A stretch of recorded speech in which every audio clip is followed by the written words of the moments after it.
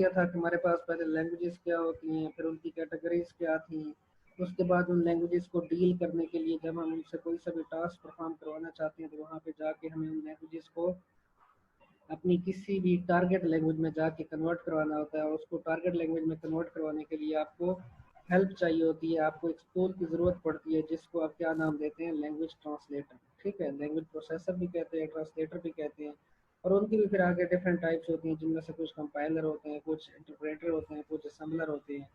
तो हम ये जो सब्जेक्ट पढ़ रहे हैं, हम ये कंपाइलर के ऊपर पढ़ रहे हैं कि कंपाइलर क्या है, कैसा होता है, उसके बैक एंड पे क्या क्या वर्किंग हो रही होती है, वो किस तरह हमारे सोर्स कोड को टारगेट कोड में या ऑब्जेक्ट कोड में कन्वर्ट करवाता है, या किस तरह हमारी एरर्स को डिटेक्ट करता है और हमें एरर्स को डिस्प्ले करवा देता है।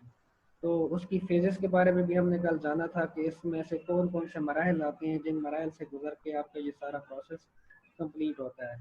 तो उन मराहल में से सबसे जो पहली फेज होती थी आपके पास, वो क्या थी, लेक्सिकल एनालाइजर। लेक्सिकल एनालाइजर के बाद दूसरी फेज का नाम था आपके पास सिंटैक्स एनालाइजर। थर्ड वन आपके पास है सिमेंटिक एनालाइजर। और फोर्थ वन आपके पास थी intermediate code generation. And fifth one आपके पास थी code optimisation. And last one आपके पास क्या है, कोड जनरेशन। ठीक है, कोड जनरेट हो जाता है एंड पे जाके। और इस सारे प्रोसेस में इन सारी फेजेस को दो टूल भी हेल्प प्रोवाइड कर रहे होते हैं, सपोर्ट कर रहे होते हैं, इनकी वर्किंग के मैकेनिज्म को प्रॉपरली कंप्लीट होने में सपोर्ट करते हैं, जिनके नाम क्या थे, एक था आपके पास सिंबल टेबल और एक आपके पास था एरर हैंडलर। Error handler. ठीक है बच्चे, तो अब हमने इन डिटेल में जाना था, डेप्थ में जाना था कि हमारे पास पहली फेज जो कि लेक्सिकल एनालिसिस है, वो क्या है, वो क्या करती है, कैसे करती है, उसके बैक एंड पे क्या काम हो रहा होता है। It is the first phase of the compiler. It takes modified source code from the language preprocessor that are written in the form of sentences. यानी आप कोई सा भी अपना सोर्स कोड जब किसी भी लैंग्वेज में राइट कर लेते हैं तो उसके बाद आप अपने सोर्स कोड को क्या है, अपने कंपाइलर के पास रिसीव करते हैं। यानी आपका कंपाइलर आपके सोर्स कोड को सबसे पहले रिसीव करता है। ठीक है, कहाँ से, प्री प्रोसेसर से। प्री प्रोसेसर मीन्स अभी तक उसके ऊपर किसी किस्म का कोई प्रोसेस परफॉर्म नहीं हुआ। ठीक है, उसके बाद जब आपका कोड आपके कंपाइलर के पास पहुंच जाता है तो फर्स्ट काम आपके कंपाइलर नहीं स्टार्ट करना होता है, वो क्या है, the lexical analyser breaks these sentences into the series of tokens by removing any white spaces और comments in the source code. उसके बाद क्या होता है कि आपके पास लेक्सिकल एनालाइजर सबसे पहले क्या करता है, जब इसको कोई सा भी सोर्स कोड मिल जाता है तो ये आपके सोर्स कोड को छोटे छोटे टुकड़ों में, जिनको क्या नाम दिया जाता है, टोकन्स का नाम दिया जाता है। आपके कोड को छोटे छोटे पार्ट्स में, छोटे छोटे यानी कि ग्रुप्स में, छोटे छोटे सब यूनिट्स में डिवाइड करता जाता है, जिनको उसने नाम दिया हुआ है टोकन्स का। और वो कैसे, उनमें से जो भी वाइट स्पेसेस होती हैं उनको भी रिमूव कर दिया जाता है, जो कमेंट्स होती हैं उनको भी रिमूव कर दिया जाता है। उसके बाद आपके पास आ जाती है, if the lexical analyser finds the token invalid. जब लेक्सिकल एनालाइजर को लगता है कि उसमें से कोई सा भी एक सब यूनिट जिसको टोकन कहा जाता है अगर वो गलत है, then it generates an error. तो वो आपको कोई सी भी एरर शो करवा देता है। यहाँ पे आपके पास सिंटैक्स एरर आ रही है कि हाँ जी यहाँ पे आपने सेमीकोलन को मिस किया हुआ है, जो कि सेमीकोलन यहाँ पे नेसेसरी था। जिस तरह भी आपका कंपाइलर आपको एरर्स प्रोवाइड करता है। Lexical analyser works closely with the syntax analyser. इसमें सिंटैक्स एनालाइजर के साथ मिलकर काम करना होता है। क्यों? क्योंकि इसकी जो भी आउटपुट आनी है आगे सिंटैक्स एनालाइजर ने उस इसी की ही आउटपुट को यूज करना है एज अ इनपुट। ठीक है, तो इसके लिए आपस में इन दोनों का कनेक्शन होता है। हर एक कोई सी भी जो दो फेजेज होती हैं उनकी आपस में एक दूसरे के साथ थोड़ी बहुत कम्युनिकेशन होती है, चूँकि आपकी प्रीवियस फेज की output as a input use होनी होती है नेक्स्ट फेज के लिए। देन आपके पास क्या है, reads the character streams from the source code, checks the legal tokens and passes the data to the syntax analyser. इसकी वर्किंग में क्या हो रहा होता है, कोई से भी कैरेक्टर्स आते जाते हैं, उनको टोकन्स में तब्दील करता जाता है और फिर टोकन की वैलिडिटी को देखता है कि कौन सा टोकन ठीक है, कौन सा टोकन गलत है। और जब आपको टोकन सही लगता है, सिंटैक्स सॉरी लेक्सिकल एनालाइजर जब देखता है कि ये टोकन बन गया और ये टोकन सही है, तो फिर वो उसको आगे सिंटैक्स एनालाइजर की तरफ फॉरवर्ड कर देता है। इसी तरह ये डायग्राम भी आपको थोड़ी सी भी दिखाई गई है, जिसमें क्या है, सोर्स कोड होता है सबसे पहले, वो सेंटेंसेस की शक्ल में होता है। सेंटेंसेस में आपके पास वर्ड्स भी होते हैं, वर्ड्स के अंदर लेटर्स होते हैं, कैरेक्टर्स होते हैं, वो सारी क्या कहलाती हैं, लेक्सिम्स कहलाती हैं। फिर जब आपके पास वो सारा कोड की लाइंस जो होती हैं, जो कि कैरेक्टर स्टेटमेंट्स होती हैं, वो जब लेक्सिकल एनालाइजर के पास हेलो पहुंचती हैं। जी बच्चे, किसकी आवाज आ रही है? Sir, what is the meaning of lexical? Lexical का मीनिंग ये होता है कि आपके पास उसने आपके कोड को क्या करना होता है, डिस्ट्रीब्यूट करना होता है, तकसीम करना होता है। किस तरह, मैंने आपको पहले बताया है कि वो आपके पास आपके कोड को छोटे छोटे पार्ट्स में, जिनको नाम दिया गया है टोकन्स का, ठीक है, तो उसने डिस्टर्बेंस करनी होती है, उसको छोटे छोटे पार्ट्स में डिवाइड करना होता है। डिस्ट्रीब्यूशन का काम जो होता है वो कौन से फेज में परफॉर्म हो रहा होता है आपके पास, लेक्सिकल एनालिसिस में। और बाई वर्ड मीनिंग जो है इसको आप गूगल से ज़रा फाइंड कर सकते हैं कि इसका बाई वर्ड मीनिंग किस लिहाज से क्या लिया जाता है। जब ये लैंग्वेजेस में आते हैं तो लेक्सिकल का तब मीनिंग क्या बन जाता है। ठीक है बच्चे। देन आपके पास कहाँ पे पहुंचे थे हम, डायग्राम पे पहुंचे हुए थे कि जब आपके पास कोई सी भी लेक्सिम लेक्सिकल एनालाइजर के पास पहुंच जाती है तो उसके बाद लेक्सिकल एनालाइजर क्या करता है, वो उसके टोकन बना देता है, और जब टोकन बना लेता है तो टोकन बना के आगे वो सिंटैक्स एनालाइजर को प्रोवाइड कर देता है। यानी लेक्सिकल एनालाइजर की जो आउटपुट है, और उसकी आउटपुट कौन है, टोकन्स है, वो इनपुट के तौर पे यूज हो जाते हैं किसके लिए, सिंटैक्स एनालाइजर के, जो कि आपकी सेकंड फेज है। इसी तरह आपके पास सिंटैक्स एनालाइजर फिर क्या कहता है, रिक्वेस्ट फॉर द टोकन, ये प्रोसेस चलते ही चलता रहता है। जब आपके पास लेक्सिकल एनालाइजर टोकन आगे फॉरवर्ड करता रहता है, फिर से वो टोकन मांगता है, फिर से वो टोकन आगे, इस तरह का प्रोसेस जो होता है इन दो फेज के दरमियान में परफॉर्म हो रहा होता है, जिससे आपकी जो स्टेटमेंट्स होती हैं, लाइंस ऑफ कोड होती हैं, उनको सब यूनिट्स में डिवाइड करके आगे उसमें मूव करवाना होता है, ट्रेवल करवाना होता है। अब बात आ जाती है कि टोकन्स क्या हैं। Lexeme are said to be the sequence of the characters alphanumeric in a token. Lexemes क्या होती हैं, ये तरतीब होती है, सीक्वेंस होती है किसकी, कैरेक्टर्स की, जिसके मिलने से आपके पास कंप्लीट एक वर्ड्स बनते हैं। ठीक है। देन आपके पास क्या है, there are the some predefined rules for every lexeme to be identified in a valid token. एक सही टोकन होने के लिए कुछ रूल्स भी बताए जाते हैं जो कि आपके पास उनको फॉलो करना लाजमी होता है, अदरवाइज आपके पास आपके वैलिड टोकन क्रिएट नहीं हो सकते। These rules are defined by the grammar rules, और वहाँ पे उन रूल्स को डिफाइन करने के लिए कुछ ग्रामर्स बनाई जाती हैं, कुछ रूल्स रेगुलेशन रखी जाती है, जिनको फॉलो करते हुए हम डिसाइड कर सकते हैं कि ये हमारे पास टोकन सही है या गलत है। बाई मीन्स ऑफ पैटर्न्स, यानी वहाँ पे पूरे एक कैटेगरी वाइज वहाँ पे आपके पास रूल्स की डेफिनेशंस पड़ी होती हैं, जिनको फॉलो करते हुए, जिनके साथ मैचिंग करवा के आ जाके आप डिसाइड करते हैं कि आपके पास आपका कोई सा भी टोकन वैलिड है या इनवैलिड है। A pattern explains that it can be a token that these patterns are defined by the means of regular expressions। यानी वो जब आपके पास रूल्स की कलेक्शन होती है तो उनको मिल के आप रेगुलर एक्सप्रेशंस का नाम भी दे सकते हैं। सबसे पहले क्या थे, ग्रामर रूल्स। ग्रामर रूल्स को उसने कलेक्टिवली क्या नाम दे दिया, रेगुलर एक्सप्रेशन का। ग्रामर रूल, हर एक चीज के लिए अपना अपना एक ग्रामर का रूल होगा। जब काफी सारे ग्रामर रूल हम इकट्ठे कर लेंगे तो वहां पे हम कह सकते हैं कि ये हमारे पास कंप्लीट एक रेगुलर एक्सप्रेशन है। कोई सी भी जो आपका टोकन आएगा उसको रेगुलर एक्सप्रेशन को फॉलो करना चाहिए, जहां पे जितने भी रूल्स पड़े हुए हैं उन रूल्स के मुताबिक उस चीज को वैलिड होना चाहिए। In programming languages, keywords, constants, identifiers, strings, numbers, operators, and punctuation symbols that can be considered as a token। इन तमाम चीज़ों को एक एक टोकन बना सकते हैं हम। जब आपके पास कोई सा भी नंबर आता है तो हम उसको भी एक टोकन कंसिडर कर सकते हैं, कोई सा भी वेरिएबल आ जाता है तो वहाँ पे भी एक टोकन कंसिडर कर सकते हैं हम उसको। ऑपरेटर को भी टोकन कंसिडर किया जा सकता है। इसी तरह ये जितने भी सिंबल्स आपको मिलते हैं वो सारे एक एक टोकन कंसिडर किए जा सकते हैं। फॉर एग्जांपल सी लैंग्वेज की कोई सी भी स्टेटमेंट है, उसने वहाँ पे आपको टोकन समझाया कि टोकन कैसे बन रहा है।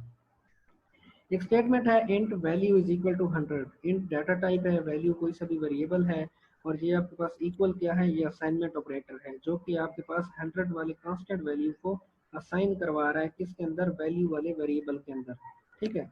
तो कंटेन्स द टोकन, अब इस स्टेटमेंट के अंदर कौन कौन से टोकन पाए जा रहे हैं, इंट, ये एक कीवर्ड है, उसने पहले बताया हुआ है कि ये सारी चीजें कौन कौन सी चीजें आपके पास, कीवर्ड्स, ये भी टोकन टोकन कंसिडर किए जा सकते हैं।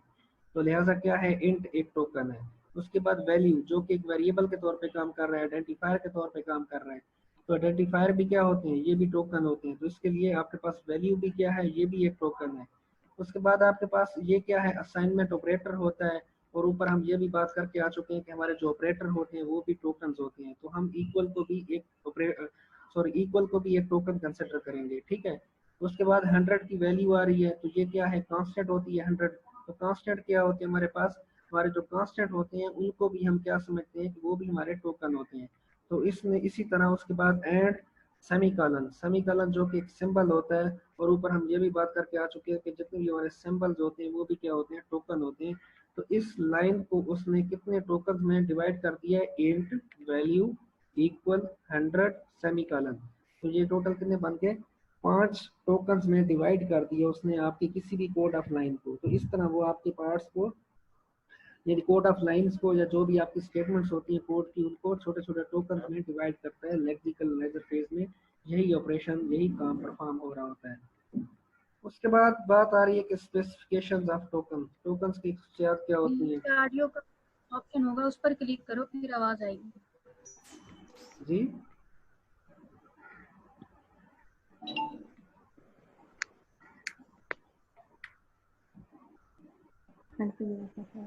अच्छा, तो उसके बाद टोकन्स की बात करते हैं कि टोकन्स कैसे कैसे हो सकते हैं, किस तरह के हो सकते हैं। मेरे ख्याल में ये सारे लोगों ने पढ़ा होगा। अल्फ़ाबेटिक शक्ल में भी हो सकते हैं, स्ट्रिंग्स की शक्ल में भी हो सकते हैं। अल्फ़ाबेटिक में दो तरह के आ जाएंगे, बाइनरी वाली कैटेगरी के भी आ सकते हैं, ये बाइनरी अल्फ़ाबेटिक्स जिनमें 0 1 अप टू 9 तक। उसके बाद A B C D F up to G तक, ये क्या है, हेक्साडेसिमल अल्फ़ाबेट्स, यानी अल्फ़ाबेटिक्स की भी कैटेगरीज है। ये सारे टोकन के तौर पे वर्क करते हैं। उसके बाद स्ट्रिंग्स जो होती हैं, स्ट्रिंग में क्या होती है, कलेक्शन ऑफ कैरेक्टर्स होते हैं। जिस तरह एक वर्ड पड़ा हुआ है ट्यूटोरियल पॉइंट, तो ये क्या है, ये कंप्लीट एक स्ट्रिंग है, तो इसको भी हम एक टोकन के तौर पे कंसिडर कर सकते हैं। ये थ्योरी वाली लाइन से, आप एक एक लाइन पढ़ने से मेरे ख्याल में वक्त भी लग सकता है और पढ़ने में कोई मुश्किल नहीं होगी, ये आप सारा स्टडी कर सकते हैं। तो टोकन की स्पेसिफिकेशन में उसने क्या बताया है कि आपके पास टोकन की कितनी कैटेगरीज हो सकती हैं, टोकन किस किस तरह के हो सकते हैं। अल्फाबेटिक्स में भी आ सकते हैं, स्ट्रिंग्स में भी आ सकते हैं। अल्फाबेटिक में मजीद कैटेगरीज हैं, बाइनरी वाली कैटेगरी है जिसमें 0 1 2 अप टू ABC, इस तरह। उसके बाद स्मॉल लेटर्स और कैपिटल लेटर वाली इंग्लिश के जितने भी अल्फ़ाबेटिक्स हैं, वो सारे आपके पास क्या हैं, टोकन कंसिडर किए जाते हैं। अब उसने एक टेबल बना के भी बताया कि स्पेशल सिंबल्स, ऊपर हमने ये भी बात की थी ना कि हमारे सिंबल्स जो होते हैं वो भी टोकन्स होते हैं। तो उन सिंबल्स में क्या क्या कैटेगरीज हैं, कौन कौन से ऐसे सिंबल्स यूज किए जा सकते हैं। तो वहाँ पे आपके पास क्या है, arithmetic symbols, punctuation, assignment, special symbols, comparison, pre processor, location specifier, logicals और शिफ्ट ऑपरेटर्स या बिटवाइज ऑपरेटर भी इनको कहते हैं। तो ये सारी कैटेगरीज क्या हैं, ये आपके सिंबल्स की कैटेगरीज हैं, जिनमें जो भी जो वहाँ पे सिंबल यूज हो रहे होते हैं, जिस जिस कैटेगरी से जो सिंबल बिलोंग कर रहे होते हैं, उन सारों को एज अ टोकन हम कंसिडर कर सकते हैं। जिस तरह अरिथमेटिक में आपके पास क्या आ जाता है, अरिथमेटिक में आपके पास होता है प्लस हुए थे, वहाँ पे हमारे पास कुछ कैटेगरीज होती हैं जिनमें अरिथमेटिक सिंबल आ जाते हैं, प्लस माइनस मॉडुलस, उसके बाद स्टेरिक आ जाता है, उसके बाद डिवाइड ऑपरेटर आ जाता है। उसके बाद पंक्चुएशन जिनमें आपके पास comma, semicolon, dot, arrow. Assignment में आपके पास असाइनमेंट ऑपरेटर आ जाता है। स्पेशल असाइनमेंट में आपके पास plus, equal, divide equal, multiply equal, minus equal, ये सारे क्या हैं आपके पास स्पेशल सिंबल्स हैं, और ये सारे ही टोकन के तौर पे यूज़ किए जा सकते हैं। क्योंकि ऊपर हमने स्टडी किया था कि आपके जितने भी सिंबल, स्पेशल सिंबल होते हैं, वो सारे टोकन कंसिडर किए जाते हैं। इसी तरह प्री प्रोसेसर का एक सिंबल है हैश का, लोकेशन स्पेसिफायर हो गया, यानी एड्रेस ऑपरेटर भी इसको हम बोलते हैं। लॉजिकल में आपके पास and, or, not. Shift operator में यानी आपके पास लेस देन, ग्रेटर देन। इसी तरह फिर आपके पास ये असल बात है जो आपने नोट करनी है और जो आपने समझनी है, लैंग्वेज वाली बात, जिसमें आपको क्या बताया गया है, when the lexical analyzer reads the source code, जब आपका lexical analyzer क्या करता है, आपके source code को read कर रहा होता है, then it scans the code letter by letter, और फिर वो आपके कोड को एक एक लेटर करके स्कैन करता है, उसको डीपली स्टडी करता है। And when it encounters a white space, operator symbol or a special symbol, अगर आपके पास आपकी उस स्कैनिंग के दौरान लेक्सिकल एनालाइजर जब आपके सोर्स कोड को स्कैन कर रहा होता है और उस स्कैनिंग के दौरान अगर उसको कहीं पे कोई सी भी वाइट स्पेस मिल जाती है, ऑपरेटर का सिंबल मिल जाता है, या कोई सा भी स्पेशल सिंबल मिल जाता है, then it decides that a word is completed, तो उसको ये समझ आ जाती है कि आपका जो प्रीवियस वर्ड चल रहा होता है वो वर्ड कंप्लीट हो गया, मुकम्मल हो गया। जैसा कि इंट और उसके बाद ए हम लिखते हैं, तो इंट और ए के दरमियान में हम वाइट स्पेस दे देते हैं, तो उस वाइट स्पेस से आपके पास आपका लेक्सिकल नजर ये समझ जाता है कि इंट के ऊपर आपका एक वर्ड या एक टोकन कंसिडर कर लें, वो खत्म हो चुका था। ठीक है। उसके बाद ए इज इक्वल टू 5, जब इक्वल वाला हमने डाला, इक्वल वाला असाइनमेंट ऑपरेटर जिसको कहते हैं, तो वो भी क्या है, एक सिंबल है, ऑपरेटर सिंबल है, तो तब भी लेक्सिकल नजर ये समझेगा कि ये एक सिंबल आ गया, तो यहाँ पे फिर से एक और काम, एक और वर्ड, एक और टोकन खत्म हो गया है। उसके बाद 5 आया, 5 के बाद आ गया सेमी कॉलन, और सेमी कॉलन को रीड करने से फिर उसको समझ आ गई कि फिर से ये कोई सा भी आपके पास एक ऑपरेटर है या एक स्पेशल सिंबल है, तो तब जाके वहाँ पे फिर से वो डिसाइड कर लेते हैं कि अब एक और वर्ड खत्म हो गया, यहाँ पे एक और वर्ड आपके पास कोई सा भी मतलब है टोकन खत्म हुआ होगा। जैसा कि एग्जांपल उसने दिया है इंट इंट वैल्यू, ठीक है, उसके बाद सेमीकोलन उसने डाल रखा है। Well scanning the both lexemes till int, जब आपके पास स्कैनिंग हो रही होती थी और जब आप इंट तक पहुंचते थे, the lexical analyser can not determine whether it is a keyword int और its initials to identifier int value. जब तक के इंट के बाद वाली वाइट स्पेस नहीं आ जाती तब तक आपके पास इसको ये नहीं पता चलता कि ये आपके पास कोई सा भी एक डाटा टाइप गुजरी है या कोई सा भी एक कीवर्ड गुजरा है या कोई सी भी आपके पास एक सिंपल जर्नल वर्ड गुजरा है। तो जब ये वाइट स्पेस आई तो इसका पता चल गया कि यहाँ पे ये वर्ड खत्म हो गया है और इस बकाया वाले वर्ड के अंदर क्या है, ये एक इंट है। तो इंट क्या है, एक कीवर्ड है। फिर उसके बाद उसने जब इस नेक्स्ट फेज को स्टार्ट किया तो जब उसने रीड किया I N T int, int उसने पढ़ लिया। अब उसने डिसाइड करना था कि क्या ये वही कीवर्ड इंट दोबारा आ रहा है या कोई और चीज तो नहीं आ रही। अगर इसके बाद फिर से कोई वाइट स्पेस आ जाती तो उसको समझ आ जाती कि फिर से ये कीवर्ड था। लेकिन यहाँ पे एक वाइट स्पेस नहीं आई तो इसकी जो स्कैनिंग है वो कंटिन्यू रहेगी। आई एन टी, उसके बाद वैल्यू जो भी कंप्लीट एक वर्ड बन रहा है, इंट वैल्यू जो भी वर्ड बन रहा है यहाँ पे, तो यहाँ पे जो इंट वैल्यू वाला वर्ड है यहाँ पे आपके पास ये इंट इंट नहीं है बल्कि ये इंट कोई एक वर्ड के तौर पे स्पेलिंग्स में यूज हो रहा है। अब इस इंट का मतलब वो वाला इंट नहीं है या इस इंट का मतलब जर्नल इंट नहीं है, इस इंट का मतलब आई एन टी है बस, ठीक है, I N T B L U E जो भी है।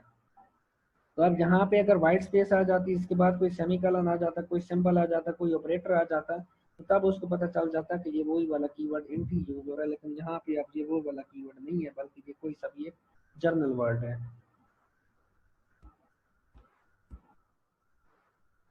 उसके बाद आ जाते हैं हम रेगुलर एक्सप्रेशंस के ऊपर। रेगुलर एक्सप्रेशंस क्या होती हैं, इसको हम किस तरह समझते हैं, इनमें क्या क्या चीज़ें यूज हो रही होती हैं और आपके पास वहाँ पे किस किस चीज़ को हमें स्टडी करना है। Lexical analyzer needs to be scan and identify only a finite set of valid string token and lexemes that belongs to a language in hand. जब लेक्सिकल एनालाइजर क्या कर रहा होता है, आपकी कोड्स ऑफ लाइंस को कन्वर्ट कर रहा होता है किसके अंदर, टोकन्स के अंदर, तो तब वो उसी चीज को ही कन्वर्ट करेगा जो कि आपके पास finite set of a valid string, यानी आपके पास एक ऐसी स्ट्रिंग्स होंगी जो कि वैलिड होनी चाहिए, जो कि आपके पास क्या होनी चाहिए, फाइनाइट भी होनी चाहिए। वैसे भी तो नहीं है ना कि जो इनफाइनाइट हो, इनफाइनाइट का मतलब क्या होता है, इसका मतलब तो है कि वो आपके पास कोई भी एक कोड भी नहीं है।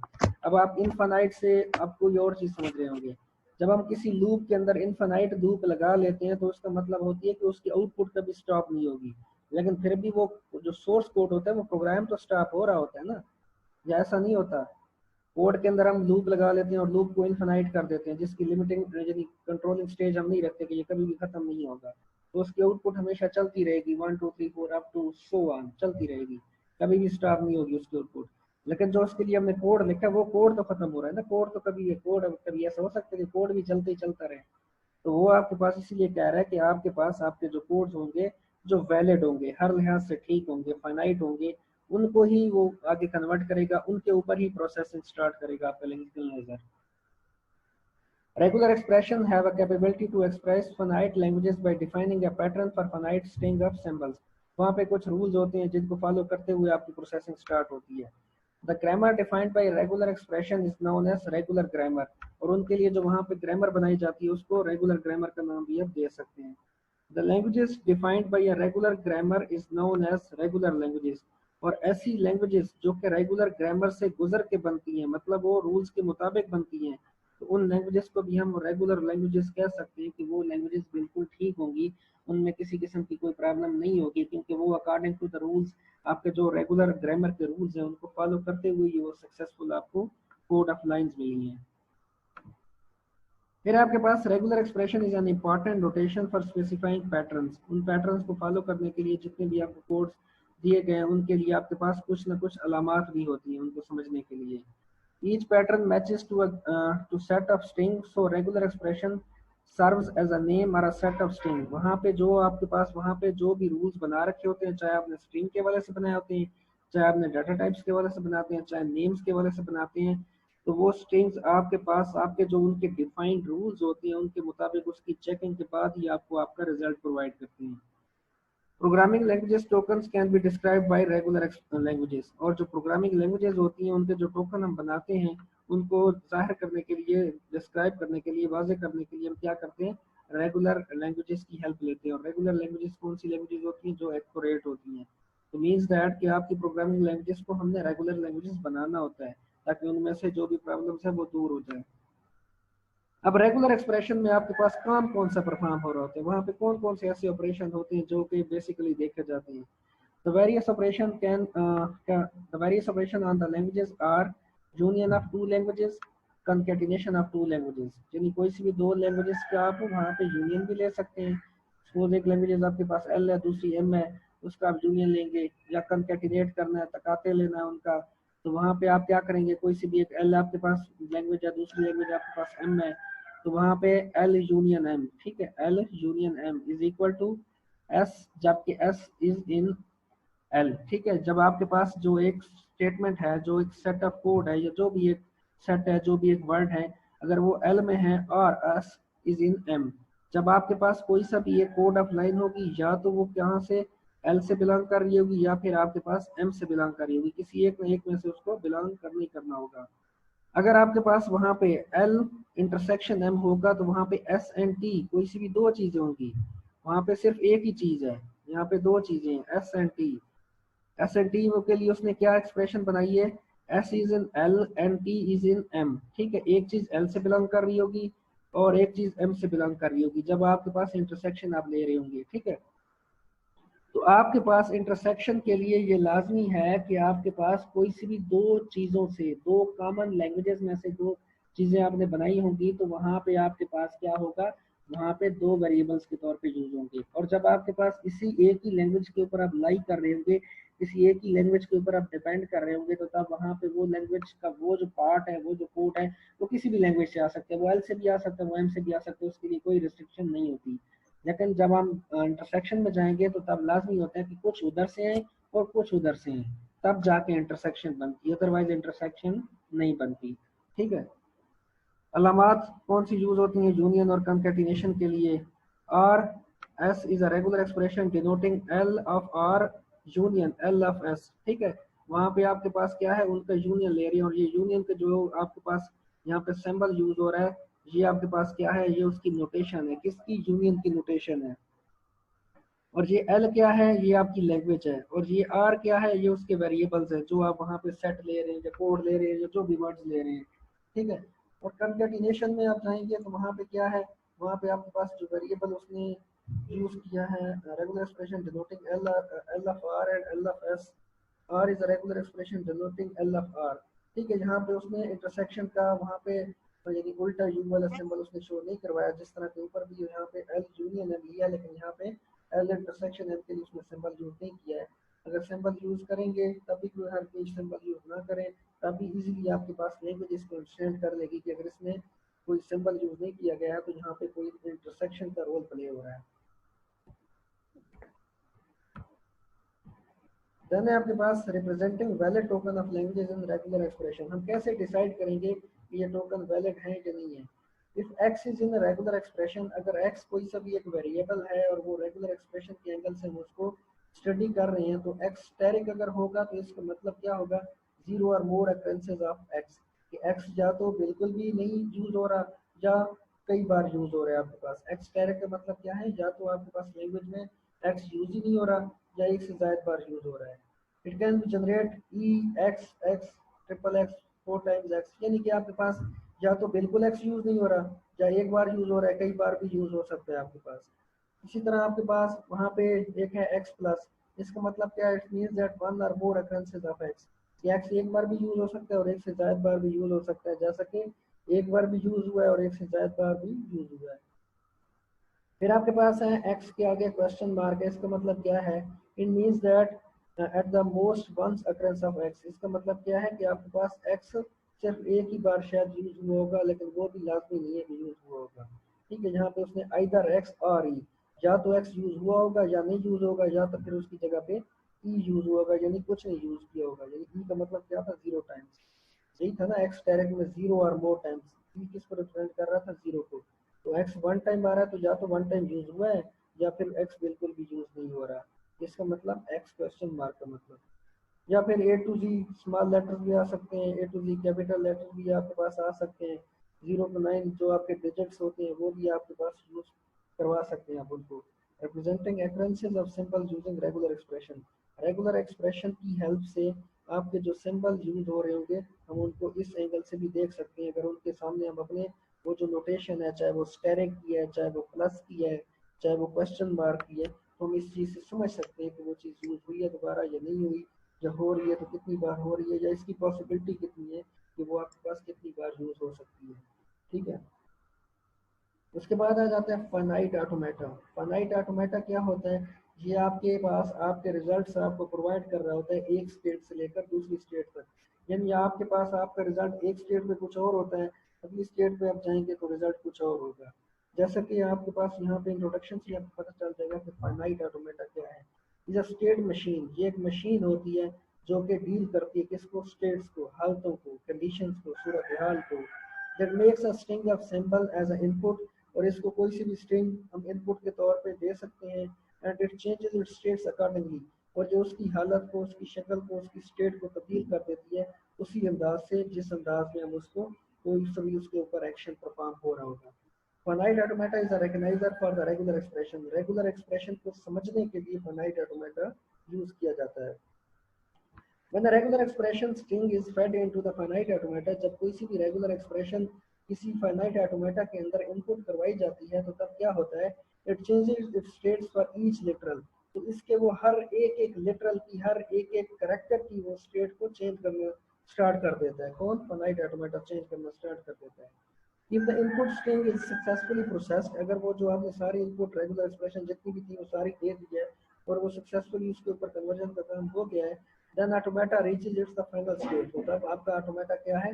फाइनल स्टेट के ऊपर, आखिरी हालत तक जहाँ पे जाके उसने क्लोजिंग करनी होती है उस स्टेट के ऊपर जाके पहुंच जाता है।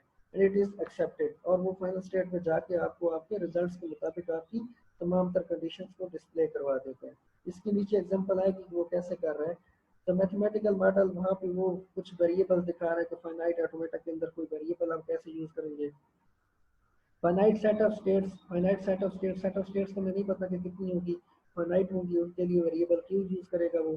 Finite set of input symbols, input symbol हमारे पास कितने आएंगे उसके लिए स्पेशल सिंबल यूज होगा।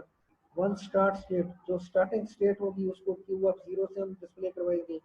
जो सेट ऑफ फाइनल स्टेट, जो फाइनल स्टेट होगी हम उसको Q of F, stands for final, तो क्यू ऑफ एफ से डिस्प्ले करवाएंगे। ट्रांजिशन फंक्शन, ये आपके पास सिग्मा जो है ये सिंबल किस लिए यूज होता है? ये ट्रांजिशन, ट्रांजिशन मीन्स तब्दीली, कि उसमें क्या चेंजिंग आ रही है, कन्वर्जन क्या हो रही है, ये उस कन्वर्जन को डिस्प्ले करवाएगा सिग्मा। फाइनल स्टेट को डिस्प्ले करवाएगा Q of F, starting state को डिस्प्ले करवाएगा क्यू ऑफ जीरो, और समेशन किसको डिस्प्ले करवाएगी? इनपुट के सिंबल्स को। और क्यू किसको डिस्प्ले कराएगा? आपके फाइनल रिजल्ट को। Total final set of states, finite set of states कितनी है। अब इसकी कंस्ट्रक्शन होती क्या है, इसमें क्या क्या चीज़ें यूज होती हैं, जब हमने जो पढ़ी है इनका मतलब बताएगा कि स्टेट्स क्या होती है, स्टार्ट स्टेट क्या होती है, इंटरमीडिएट स्टेट क्या होती है, फाइनल स्टेट क्या होती है, ट्रांजिशन क्या होती है। States of finite automata are represented by the circle, यानी आपके पास किसी भी ऑटोमेटा के अंदर जितनी भी स्टेट्स होती हैं, हालतें होती हैं, उनको आप सर्कल्स की हेल्प से डिस्प्ले करवाते हैं।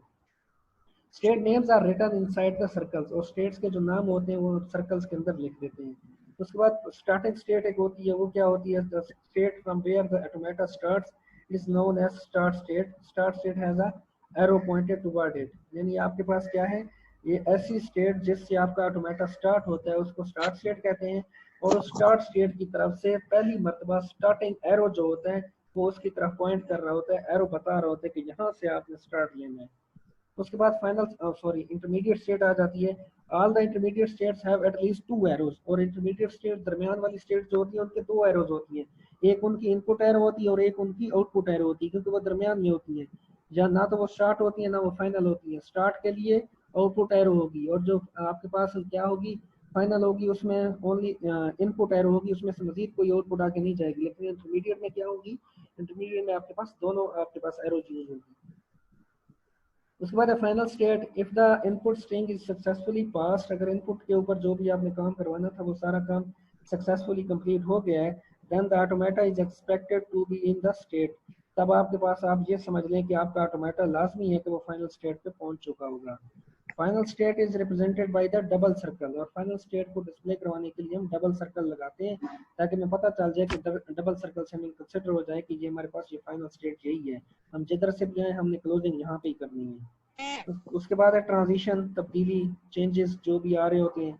The transition from one state to another state happens when a desired symbol in the input is found, यानी आपके पास ट्रांजिशन कब होती है, जब आपके पास आप एक स्टेट से दूसरे स्टेट की तरफ ट्रैवलिंग कर रहे होते हैं, ट्रैवलिंग करवानी होती है और आपको कोई सी भी इनपुट मिलती है, तब जाके आप उसको उसकी स्टेट चेंज हो सकती है, वो उसी के ऊपर भी मूव हो सकती है रिपीटेडली, या किसी और स्टेट के ऊपर भी आप ट्रैवल कर सकते हैं।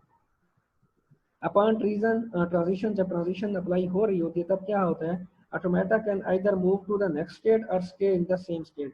ऑटोमेटा क्या करता है, या तो अगली स्टेट पे चला जाता है या फिर उसी स्टेट पे दोबारा वहीं पे ही रिपीट होकर उधर ही आके खड़ा हो जाता है, वो डिपेंड करता है स्टेट वैल्यू के ऊपर। Movement from one state to another state is shown as directed arrows, और आपके पास एक स्टेट से दूसरी स्टेट पे जाने के लिए आपके पास वहाँ पे डायरेक्टेड एरोज, ऐसी एरोज जो कि डायरेक्टली वहाँ पे आपको नेक्स्ट स्टेट की तरफ लेके जाएंगी, वो शो करवाई जाती हैं ताकि इससे कंसिडर हो कि आप इस स्टेट से दूसरी स्टेट की तरफ ट्रैवल कर रहे हैं। Where the arrows points to the destination state, if the automata stays on the same state, it arrows pointing from the state to itself is drawn। अगर आप फाइनल स्टेट पे पहुंच जाते हैं और मजीद भी आपके पास कोई से भी एक ऑपरेशन रहता होता है, तो वो ऑपरेशन आपके पास दोबारा से फिर से भी उसी स्टेट पे आकर रुकेगा, क्योंकि उसके बाद तो आपके पास मजीद कोई और स्टेट नहीं होगी जिसकी तरफ आप जा सकें। अब नीचे उसने एग्जांपल दी है फाइनाइट ऑटोमेटा की कि किस तरह आप उसको हैंडल करेंगे। We assume a finite automata accepts an 3 digits binary value, अब उसको कोई सी भी एक वैल्यू देते हैं जो कि एंड करती है डिजिट 1 के ऊपर, और फाइनाइट ऑटोमेटिकली उसने आपको एक्सप्रेशन बता रखी है कि क्यू, वो आपको पता है क्या है, फाइनाइट सेट ऑफ स्टेट होता है, क्यू ऑफ 0 और क्यू ऑफ एफ क्या होते हैं, स्टार्टिंग स्टेट और एंडिंग स्टेट के ऊपर काम होना है, और आपके पास समेशन, इसमें आपके पास 0 और 1 वाली वैल्यूज आएंगी, जिसके बाद आपने उसकी स्टेट्स की चेंजिंग्स को या सिचुएशंस को आपने हैंडल करके देखना होगा कि क्या काम परफॉर्म हो रहा है। तो ये आपके पास कोई सा भी एक फाइनाइट ऑटोमेटा है जिसमें आपके पास क्या हो रहा है, इसमें सबसे पहले आपके पास स्टार्ट हो रहा है, ये स्टार्टिंग स्टेट है जिसको क्यू ऑफ 0 कहते हैं, ये एंडिंग स्टेट है इसको क्यू ऑफ एफ कहते हैं, डबल सर्कल है इसके ऊपर। इसके बाद इसमें आपके पास स्टार्टिंग वैल्यू अगर 0 है तो उसके ऊपर आपने दोबारा से एक ट्रांजिशन की है, दोबारा से रिपीट होकर अगर आप उसी के ऊपर आए तो फिर भी वो वैल्यू 0 रहेगी। लेकिन स्टार्ट से आप अगर एक और ट्रांजिशन लेके किसी और स्टेट पे गए हैं तो आपकी वैल्यू यहाँ पे 0 थी, अब यहाँ पे जाके वो 1 हो गई है, तो अब यहाँ पे क्यू ऑफ एफ में पहुंच के आपके पास वैल्यू क्या है, 1 है। अगर आप इसकी ट्रांजिशन इसके अपने ऊपर दोबारा लेते हैं तो फिर भी वो 1 ही रहेगा। हाँ, अलबत्ता इसकी ट्रांजिशन फिर से किसी और स्टेट की तरफ जाने की कोशिश करते हैं तब वो दोबारा 0 हो जाएगा। तो यहाँ पे वो 0 है, यहाँ पे जाके 1 होगा, फिर 0 होगा, फिर 1 होगा, 0 होगा, यहाँ पे 0 0 होता रहेगा, यहाँ पे अगर 1 है तो वो वहाँ यहाँ पे दोबारा रिपीट करेगा अपने ऊपर, तो वो 1 1 ही होता रहेगा। तो ये इसकी ट्रांजिशन स्टेट्स होती हैं आपके पास ऑटोमेटा के अंदर, कि अगर आपके पास स्टार्टिंग वैल्यू आपने 0 से ली हुई और 0 1 के ऊपर ही आपने काम करना है, तो यहाँ पे 0 अगली स्टेट पे जाके वो 1 होगा।